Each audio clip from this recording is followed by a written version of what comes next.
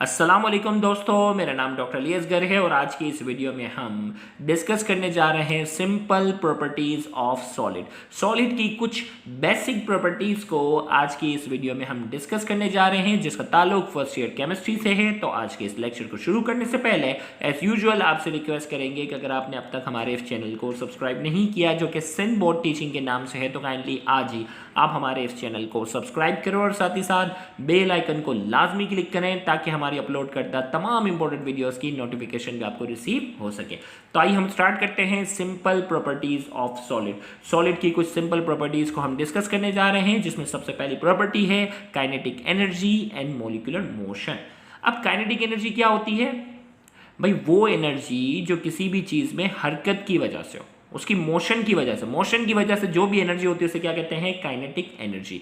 तो यहां हम सिंपल प्रॉपर्टीज ऑफ सॉलिड में बात करेंगे कि भाई जो सॉलिड के जो मॉलिक्यूल्स होते हैं उनकी काइनेटिक एनर्जी क्या होती है? लिक्विड के मुकाबले में ज़्यादा होती है, कम होती है? जो है वो गैस के मुकाबले में ज़्यादा होती है, कम होती है? ये डिस्कस करेंगे और इनकी मोशन किस तरह की होती है वो भी बात करेंगे। तो particles of solid can only vibrate about A mean position.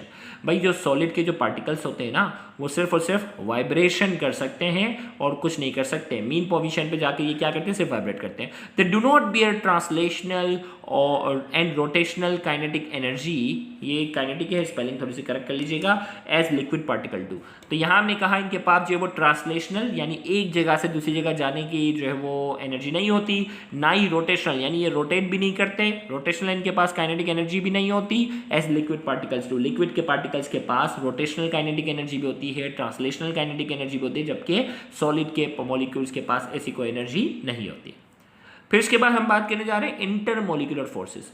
Particles in solid held together tightly in a fixed position due to some strong intermolecular force। भाई इंटरमोलिकुलर फोर्स क्या होती है? इंटर का मतलब दरमियान में, मॉलिक्यूल्स के दरमियान, सॉलिड के मॉलिक्यूल्स के दरमियान जो फोर्स होती है वो बहुत ज़्यादा स्ट्रॉन्ग होती है।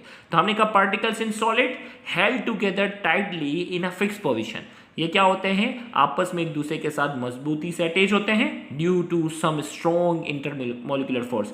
स्ट्रॉन्ग इंटरमोलिकुलर फोर्सेस की वजह से इनके मॉलिक्यूल्स के दरमियान जो फोर्स होती है वो बहुत ज़्यादा स्ट्रॉन्ग होती है, इसकी वजह से ये आपस में मजबूती से अटैच होते हैं।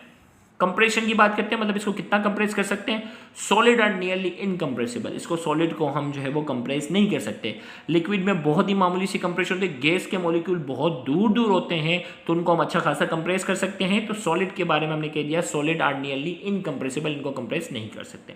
डिफ्यूजन की अगर हम बात करते हैं, फैलने की सलाहियत, solid diffuses very slowly as compare to liquid and gases.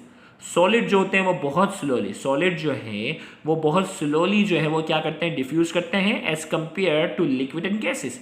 Liquid और गैसेस के मुकाबले में सॉलिड जो है वो क्या करते हैं? बहुत स्लोली क्या करते हैं? डिफ्यूज करते हैं। This is due to close packing of particles and restriction against their free movement. और ये इसकी वजह क्या है? This is due to their close packing of particle. ये इनके पार्टिकल्स जो होते हैं वो आपस में बहुत मजबूती से अटैच होते हैं, and restriction against their free movement, और इनके दरमियान जो मूवमेंट भी होती है वो फ्री मूवमेंट ना होने की वजह से इनके अंदर जो डिफ्यूजन की जो सलाहियत होती है वो बहुत ज़्यादा स्लो होती है।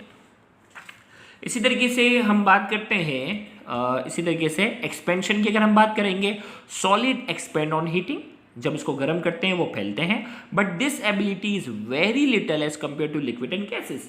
लेकिन ये जो फैलने की जो सलाहियत होती है ना, जब सॉलिड को गर्म करते हैं वो एक्सपेंड हो जाता है, लेकिन ये जो सलाहियत होती है वो लिक्विड और गैस के मुकाबले में क्या होती है? वेरी लिटल, बहुत ही कम सलाहियत होती है। मेल्टिंग की बात करेंगे, solid melt on heating at a particular temperature. एक मखसूस टेम्परेचर पे जाकर सॉलिड क्या होते हैं? मेल्ट होते हैं। एक मखसूस टेम्परेचर पे जाकर सॉलिड क्या होते हैं? मेल्ट होते हैं on heating at a particular temperature पर जाके वो पिघलते हैं।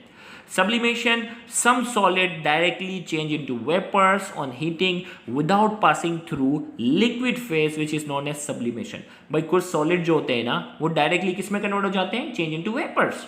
वरना नॉर्मली क्या होता है कि सॉलिड जो होता है, नॉर्मली हमने देखा कि सॉलिड जो होता है वो पहले लिक्विड में कन्वर्ट होता है, फिर लिक्विड को ज़्यादा गर्म करते हैं तो वो किस में कन्वर्ट हो जाता है? गैस में कन्वर्ट होता है। लेकिन यहाँ बताया जा रहा है कि some solid directly change into vapours, कुछ जो है वो डायरेक्टली जो है वो वेपर्स में कन्वर्ट हो जाते हैं on heating without passing through liquid phase, liquid phase में जाने से पहले ही वो डायरेक्ट वेपर्स में चले जाते हैं, which is known as sublimation. उस प्रोसेस को कहते हैं सब्लिमेशन। यानी सब्लिमेशन एक ऐसा प्रोसेस है जिसमें कोई भी सॉलिड डायरेक्ट किस में कन्वर्ट हो जाएगा, गैस में कन्वर्ट हो जाएगा, लिक्विड फेज में वो दाखिल नहीं होगा, उसे कहते हैं सब्लिमेशन। अब आप जो है वो एमसीक्यू पॉइंट ऑफ व्यू से अच्छे से याद रखिएगा कि कौन कौन से सब्सटेंस ऐसे हैं जो सब्लिमेशन जिनके अंदर होती है। नेप्थेलिन, नेप्थेलिन में भी जो है वो सॉलिड से डायरेक्ट गैस में कन्वर्ट होता है। आयोडीन में भी ऐसा ही है। Camphor and solid carbon dioxide are sublime. तो ये वो तमाम हैं जो क्या है, सबलाइम है, और ये जो है वो डायरेक्ट सॉलिड से जो है वो गैस में कन्वर्ट होने की सलाहियत रखते हैं। तो ये एमसीक्यू पॉइंट ऑफ व्यू से आपने अच्छे से याद रखना है। तो यहाँ जाकर हमारा जो है वो सिंपल प्रॉपर्टीज ऑफ सॉलिड वाला टॉपिक जो है वो मुकम्मल हुआ। उम्मीद करते हैं कि आज की ये लेक्चर आपके लिए काफ़ी इंफॉर्मेटिव होगा। Thank you very much. Allah.